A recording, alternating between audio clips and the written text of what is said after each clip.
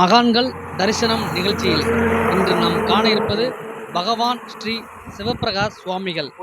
மதுரை கோச்சடையிலிருந்து சோழவந்தான் செல்லும் வழியில் கொடிமங்கலம் என்ற பகுதியில் பகவான் ஸ்ரீ சிவப்பிரகாஷ் சுவாமிகளின் ஜீவ சமாதி அமைந்துள்ளது.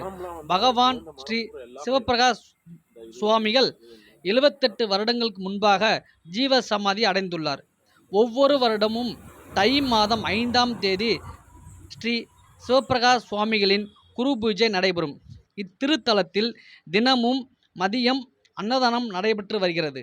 தவம் என்ற கரும்பன், இருளாயி என்ற காந்திமதி தம்பதிகளால் ஜீவசமாதி நிறுவப்பட்டு பராமரிக்கப்பட்டு வந்துள்ளது.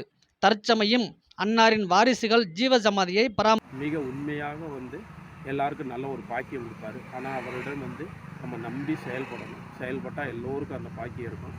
முக்கியமாக மருத்துவ ரீதியாக என்னென்ன குறைபாடுகள் இருந்தாலும் அவரை வணங்கணும். இங்கே யாரும் இடைத்தரகர்கள்லாம் கிடையாது. நேராக அவர்கிட்டயே கோரிக்கையை வச்சிங்கன்னா உங்களுக்கு எல்லாமே நல்லது நடக்கும். இதுதான் அவருடைய விசேஷம். இங்கே இந்த ஆலயத்தில் 2 விழா நடக்கும். ஒன்று ஆடி அமாவாசைக்கு ஒரு சிறப்பு அன்னதானம், இன்னொன்று பார்த்திங்கன்னா தை 5ஆம் தேதி ஐயாவுடைய குரு பூஜை. அன்னைக்கு எல்லா சிவனடியார்கள் எல்லா பாராயணம் எல்லாத்தோடையும் 1000-1500 பேருக்கு அன்னதானம் மிகச் சிறப்பாக நடைபெறும். எல்லாம் அருமையாக நடைபெற்று கொண்டு இருக்கிறது ஐயாவின் ஆசியில் அருளாலும். ஸோ ஆகையால் எல்லோ மக்களும் ஐயாவின் ஆலயத்துக்கு அவருடைய ஆசீர்வாதத்தையும் அவருடைய மருத்துவ பெருமைகளையும் நீங்கள் பெற்று ஆரோக்கியமாக வாழணும். ரொம்ப நன்றி.